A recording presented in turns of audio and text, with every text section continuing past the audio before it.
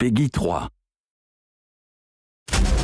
Hi, I'm Lando Norris. I'm part of the McLaren Young Driver Programme and I currently race in the FIA Formula 3. Today I've had the pleasure of driving some of the classic Formula 1 cars, especially some from the Senna era, which for any motorsport fan is one of the cars that everyone wants to drive.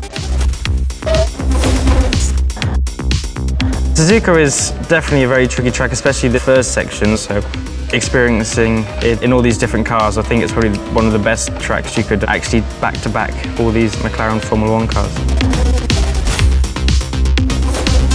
One big change for the 2017 car is the downforce and the tyres, obviously. The biggest advantages you get from that is braking distances and cornering speed, especially high-speed corners. Well, I think the 2017 cars have obviously set a lot of lap records and track records this year, so it'll be cool to see how much faster or slower the cars are from several years ago. I'd struggle a lot more on traction on this car.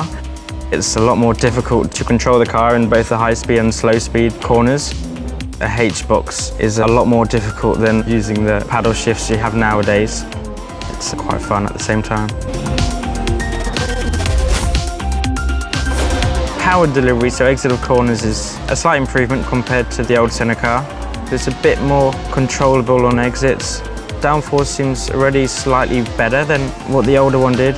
This one was definitely a bit nicer to drive. It already feels like a bit of a step between the old car and the 2017 car. But again, it's a very enjoyable car to drive. Definitely a cool car. I can tell top speed is slightly faster. I think just about hitting 305 kilometers an hour, which is obviously pretty fast. Even not one of the longest straights.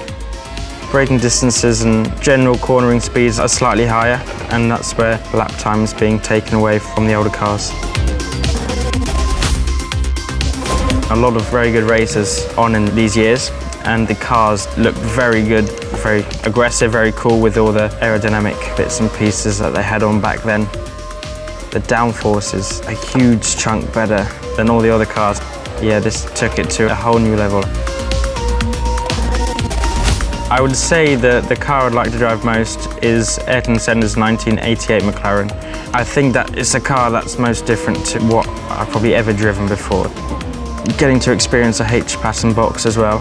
It's probably a car I think most motorsport drivers would want to drive at one point in their career.